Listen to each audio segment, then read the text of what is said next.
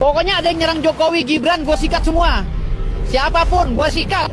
Ya, nggak peduli gue. Ada yang nyerang Gibran, ya, dan Prabowo, ya, termasuk Pak Jokowi, gue sikat. Nggak ada urusan. Nah, kalau yang lain masih pakai retorika, kalau gue nggak ada, coy.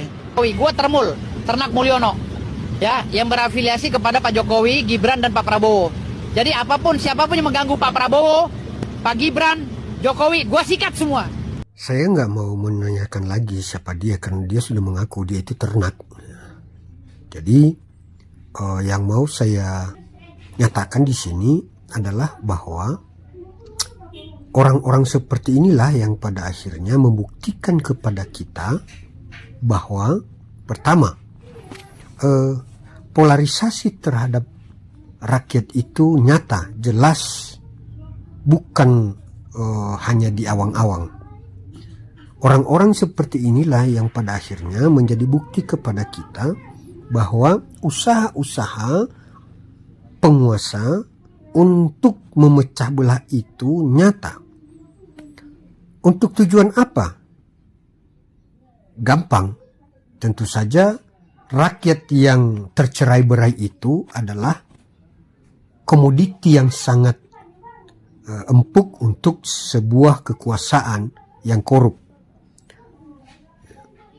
Alat yang sangat efektif untuk sebuah pemerintahan yang bertujuan tidak untuk mensejahterakan.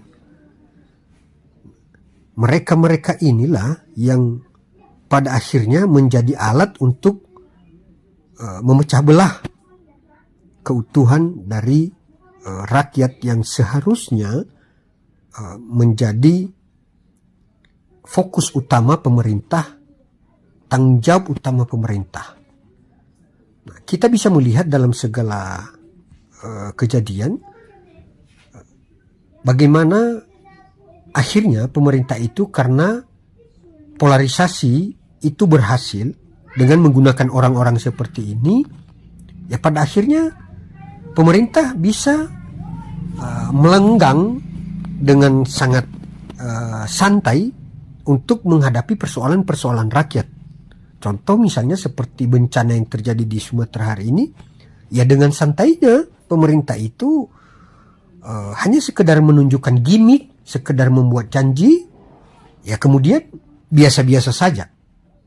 Walaupun nyata bahwa kejadian bencana di Sumatera itu luar biasa, tetapi kita bisa melihat bagaimana pemerintah melakukan kewajiban yang seharusnya, yang wajib seharusnya mereka lakukan, hanya ditanggapi biasa-biasa saja.